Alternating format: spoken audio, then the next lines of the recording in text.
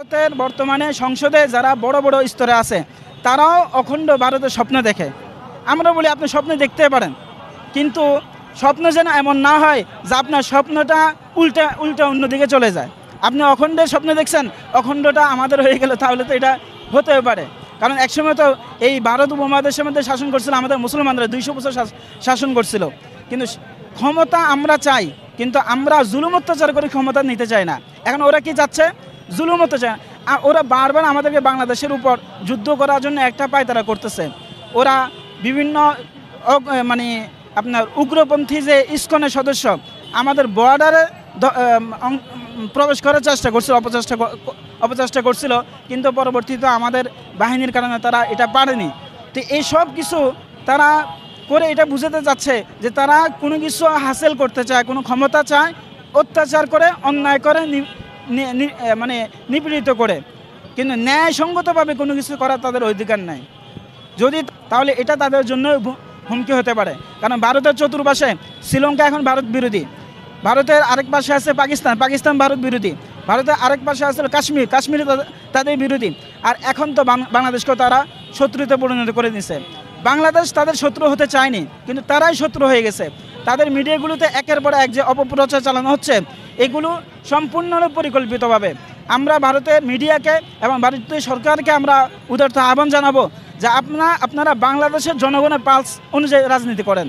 আপনারা বাংলাদেশের জনগণের সাথে তাল মিলিয়ে বাংলাদেশের সাথে বন্ধুত্বতা গড়ে তুলুন। বাংলাদেশের জনগণের যে চাহিদা সেটা আপনি তোয়াক্কা না করে আপনি শুধুমাত্র ওই শেখ হাসিনা কী চায়, শেখ হাসিনা তো এখন পলাতক, সে তো আর বাংলাদেশে নাও তার সে যে অন্যায় অবিচারগুলো করে গেছে, এইভাবে অন্যায় অবিচারের উপর অটল থেকে সে বাংলাদেশে রাজনীতি করার সুযোগ নাও পেতে পারে।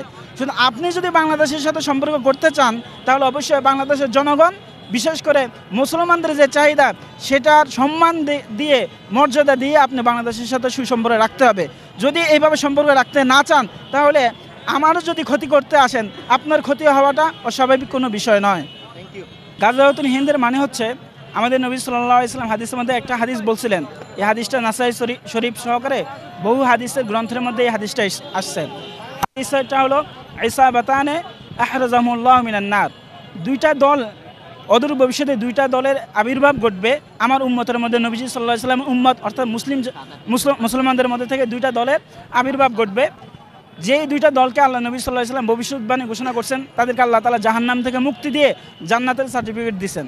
তাদের একটা দল হলো ইসাবাতুন তাকজুল হিন্দ। একটা দল হবে যে দল হিন্দুস্তানে একটা মহা লড়াই হবে, মহাযুদ্ধ হবে, যে যুদ্ধের মধ্যে অংশগ্রহণ করবে তারা হলো একটা দল।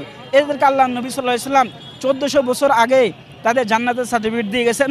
যারা এই হিন্দুস্তানে যুদ্ধে অংশগ্রহণ করবে, আল্লাহ তাআলা তাদেরকে জান্নাতুল ফেরদাউস দান করবেন। এরপর আরেকটি দল আছে ইসাবাতুন তাকুনু মা ঈসা ইবনে মারইয়াম আলাইহিস সালাতু ওয়াস সালাম। আরেকটা দল যারা হযরত ঈসা আলাইহিস সালাম যখন দুনিয়াতে আবার আবির্ভাব ঘটবে, তখন হযরত ঈসা আলাইহিস সালামের সাথে সঙ্গ নিয়ে দাজ্জালের বিরুদ্ধে যুদ্ধ করবে। তাদেরকেও আল্লাহ তাআলা নবী সাল্লাল্লাহু আলাইহি ওয়াসাল্লামের মাধ্যমে ভবিষ্যৎবাণী ঘোষণা করে দিয়েছেন যে তাদেরকেও জান্নাত দেওয়া হবে। সুতরাং ভারত উপমহাদেশে যে একটা মহাযুদ্ধ, একটা লড়াই সংঘটিত হবে, সেই মহালড়াই, সেই মহাযুদ্ধকেই গাজওয়াতুল হিন্দ বলা হয়। প্রত্যেক মুসলমান আল্লাহ নবী সাল্লাল্লাহু আলাইহি ওয়াসাল্লামকে যদি বিশ্বাস করে থাকে, তাকে এটা বিশ্বাস করতে হবে নবীজি সাল্লাল্লাহু আলাইহি ওয়াসাল্লামের যে হাদিস, নবীজি সাল্লাল্লাহু আলাইহি ওয়াসাল্লাম একজন সত্যবাদী। সুতরাং নবীজি সাল্লাল্লাহু আলাইহি ওয়াসাল্লাম এই হাদিসটা সম্পূর্ণ সত্য। নবীজি সাল্লাল্লাহু আলাইহি ওয়াসাল্লাম সত্যবাদী, এটা শুধু মুসলমানদের মুখে নয়, বরং যারা কাফের মুশরিক, এই হিন্দুত্ববাদী যারা আছে, এদের পূর্বসূরীরাই নবী সাল্লাল্লাহু আলাইহি ওয়াসাল্লামকে আল আমিন বলে ঘোষণা দিয়েছেন যে নবী সাল্লাল্লাহু আলাইহি ওয়াসাল্লাম হলো পৃথিবীর সর্বশ্রেষ্ঠ সত্যবাদী। সুতরাং সেই সর্বশ্রেষ্ঠ সত্যবাদীর কথা আমাদের সত্য হিসেবে বিশ্বাস করে আমাদের বিশ্বাস করতে হবে যে সামনে যে এক মহালড়াই সংগঠিত হবে, মহাযুদ্ধ সংগঠিত হবে, গাজওয়াতুল হিন্দ সংগঠিত হবে। এই গাজওয়াতুল হিন্দে সমস্ত মুসলমান ভাইয়েরা আমরা মানসিকভাবে, চিন্তাগতভাবে, শারীরিক সমস্ত ধরনের প্রস্তুতি নিয়ে রাখার চেষ্টা করবো ইনশাআল্লাহ। তাহলে যদি আমরা এর মধ্যে অংশগ্রহণের সুযোগ পাই, আল্লাহ তাআলা যদি আমাদের কবুল করে, আরেকটা হাদিসের মধ্যে আছে, তাহলে এই যুদ্ধের মধ্যে যারা অংশগ্রহণ করবে, বদর যুদ্ধে যে সমস্ত সাহাবায়ে কেরাম অংশগ্রহণ করে শাহাদাত বরণ করছিলেন, তাদের মর্যাদা আর এদের মর্যাদা একই সমান হবে।